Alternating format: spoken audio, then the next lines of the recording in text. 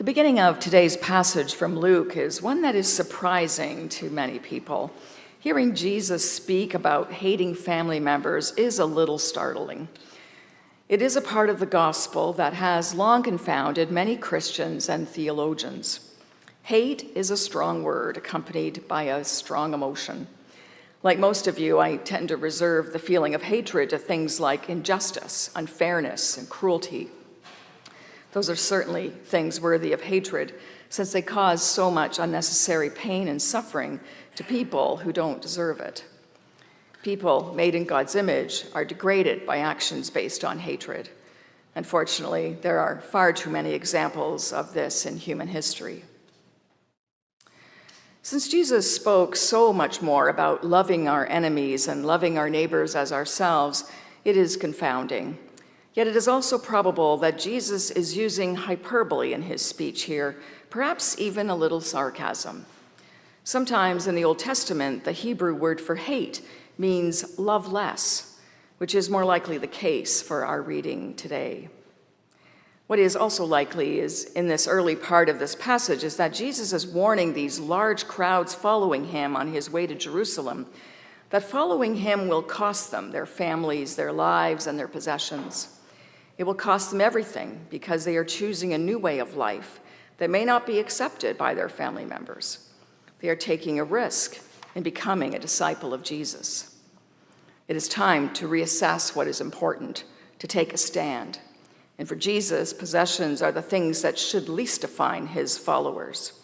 Possessions should be loved far less than they certainly are. Certainly far less than Jesus and family and his calling to them to embark on a new way of life. It is okay to say farewell to some of the things that get in the way of our relationship with Jesus. Some of the crowd aren't fully aware of Jesus' destiny at the cross in Jerusalem. They don't fully understand that the disciples are not exempt from their leaders' burdens. Jesus is responding to their enthusiasm and giving them a reality check. Carrying the cross will not be easy. It will entail some sacrifice. And this isn't some fun march or parade to join up. Jesus is talking about spiritual transformation that will lead to a change of priorities and how one leads one's life. It will involve loving justice, forgiveness, and peace much more than anything else. It will require that we love neighbor more than self and love God more than self. That is the big ask of discipleship, and it will be interesting to see how many of the crowd will continue on this journey to the holy city as they begin to learn more about a life with Jesus. They will learn that they will need to turn away or detach themselves from some relationships and possessions.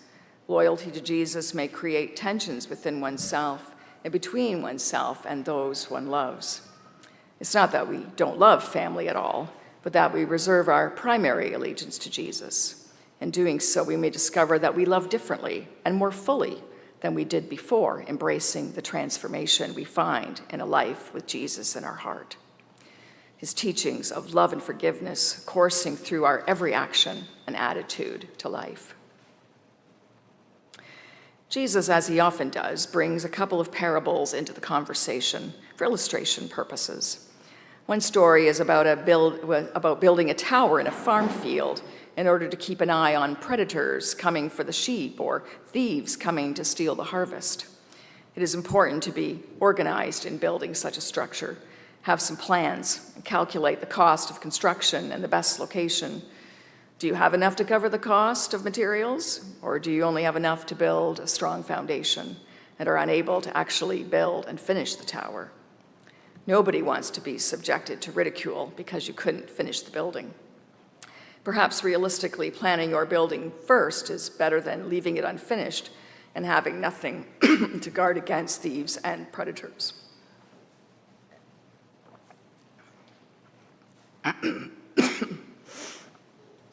The other story is about a king going out to wage war against another king. Some realistic planning needs to take place before an invasion. The first strategy is to discover what you're up against. If the king only has 10,000 men to send to war and the other king has 20,000, then it might be smarter to send some delegates to negotiate for peace. No one wants to have all his army killed because some planning was not done first. That's not being a good king. And perhaps being a peacemaker is a better call than being a warrior king and leaving your country devastated. It is costly to follow Jesus. Having Jesus' values as part of our thinking and way of being often leads us to make better decisions. They may not be easy decisions, but they are likely more in line with our beliefs. For example, in our own country, we have seen many Canadians boycotting our neighbor to the south in protest against unfair and illegal tariffs. Consumers have been doing without some items altogether or intentionally searching to buy items made in Canada. That is making a decision based on a value to fight against unfairness.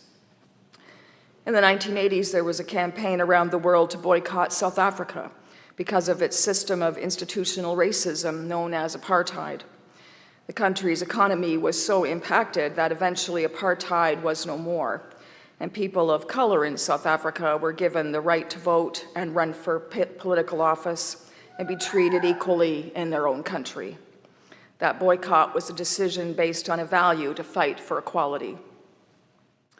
There are many other examples, of course, of people taking up the cross of Christ and living out their faith to change society. Christians in the past few years have been embarking and embracing their calling as stewards of creation. We've been also influenced by our Indigenous siblings and their deep feelings of connection to the created world. We are not wholly healed unless the earth is healed and at peace. We are part of God's creation, and we are dependent on the earth for food and for life. The decisions we make in our lives have an impact on the earth. And many Christians have become more aware of that and are changing their lives in order to have a lighter impact on the earth, in order to restore it and not cause it more harm. Their love of the earth God made is influencing the decisions they make and the things they buy. This is a decision made to be ecologically more aware of the amazing world God has created for us to live in and care for. In the season of creation, this year's theme is peace with creation. The hope is creation will find peace when justice is restored. As people of faith, hope does not mean sitting around and being quiet. Hope means acting, praying, changing attitudes and behavior, and reconciling with creation and God, our Creator. Being kind to the earth means different things to different people, depending on their level of commitment and ability. It can mean driving less and riding a bike or taking public transit whenever possible. It can mean buying locally grown produce at the Milton Farmers Market or other markets that are in our region. It can mean growing your own garden or being part of a community garden.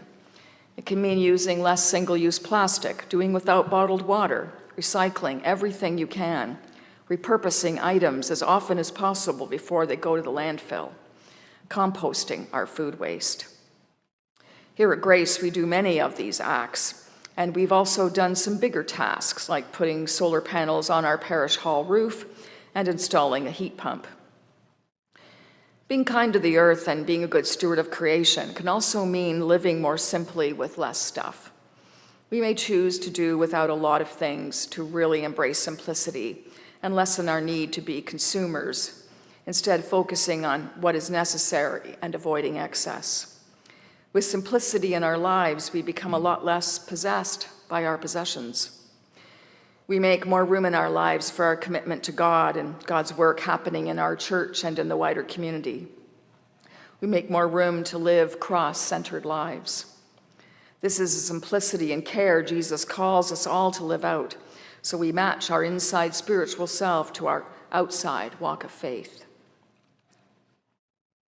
It is costly to care and love others and to love creation, and Jesus does not call us into an easy way of life. Jesus asks us, are you in this? If we are in this life with him, we will be changed. How we live and who we are is going to change. How we think about possessions is going to change. How we love and who we love is going to change. How we move in the world will change. Following Jesus is not just another membership we add to our collection of affiliations. Following Jesus will take longevity and persistence because it's about learning and it's a lifelong journey. We are not expected to know the destination at the beginning of it, but we know Jesus is with us all the way and loving us into becoming our best and truest selves as his beloved disciples. Amen.